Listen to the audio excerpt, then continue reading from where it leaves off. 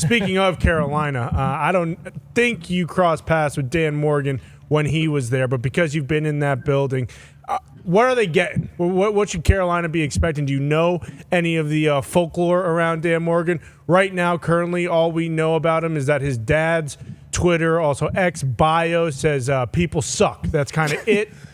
So aside from that, Dan Morgan Sr.'s kind of a dog. He's a dog. So we're assuming Junior kind of strays that same path. What do you know about him, or if anything, and do you think this is the right hire for Carolina? Yeah. So all right. So bear with me here. I'm going to make a comparison that hopefully works out. Take your time. Dan Morgan's playing career, University of Miami. We did not overlap. I came after him. He was obviously a Panther in his time. We did not overlap. So you're right. I've never overlapped with him. I know him well just from his time, mostly his time here since he's been in the front office, in the last 2-3 years. His playing career, he was known. I mean, he has that all-time Super Bowl performance where he had 27 tackles or something. He was the most intense, physical.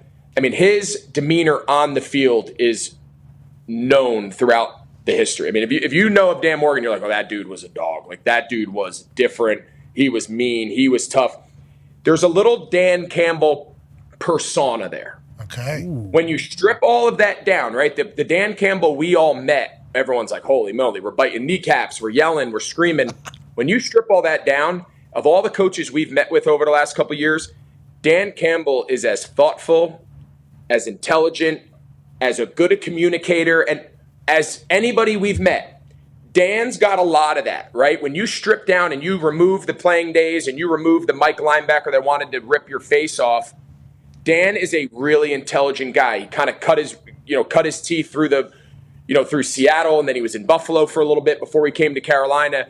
He's a really highly respected guy. He's very intelligent. I think he uses a lot of his playing days, lessons learned. Now he's carried it into the front office as he's made his journey now to this position as the GM, president of ops, whatever the title is. And so I don't know if that makes a lot of sense, but definitely does. I think people that think of him as his linebacker days are like, oh man, we just got this tough, hard-nosed linebacker that was a crazy crazy white guy. And it's like, no. This dude is highly intelligent, great communicator, great evaluator of talent. So I see a lot of parallels and similarities. And listen, I want them to do well. I live here. I want my kids to cheer for the home team.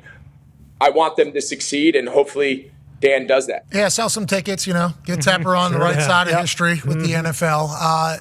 There's a video surfacing about Dan Campbell, his first year in training camp, and I think he says, we're going to strain a little harder, we'll go a little longer, we'll think a little deeper. That was kind of the video that he put. That was one of his main thoughts, we're going to be hard, we're going to be tough, we're going to come a lot, but we're also going to think deeper, which is a beautiful thing. And whenever you see a barbarian on the screen, you don't necessarily think that. But Dan Campbell's obviously figured it out. Hopefully Dan Morgan can as well. We know one man that's figured it out. That's Greg Olsen. Thank you for joining us, buddy. Good luck this weekend. Appreciate you guys. Last game of the year. You look fit. You look good. You should be proud. Last game, man. My off season starts in a week, so hopefully you guys have me back on. I'll have a lot more time. Oh, yeah. We would love that because you know what's going to be talked about next. Yeah, Tom Brady's sitting right over your shoulder there. He's actually that Miami helmet looking right over. Right. There. He's right there. He is just looking over. Ladies and gentlemen, Greg Olsen. Thank you, pal. Greg. All right. That's real, though. That's Tom Brady. I know. And actually looking forward to knowing where he's calling games because he has to call games. He's so good. So good. He's so good. He's got to be number one. Yeah. Yes. Him talking about Dan Morgan was cool. I think Carolina Panthers fans are going to enjoy it if there's any left. Yeah, true. Well, I don't know if there are. You know what I mean? You don't really talk about Carolina Panthers much because very rarely is anybody going to see it. You know why? Because, who cares? Yeah, whatever. Carolina Panthers fans have kind of given up even. They'll be back, though. Dan Morgan's ready. He had a cowboy collar. Oh, yeah. He will. He'll lead them back. Yes, he will. Carolina Panthers coming back. They got their MCDC. Still need a head coach. Oh, yeah. You'll find one. Yep. With Dan Morgan? Only one team can win the Super Bowl, though. 31 other teams are going to be pissed.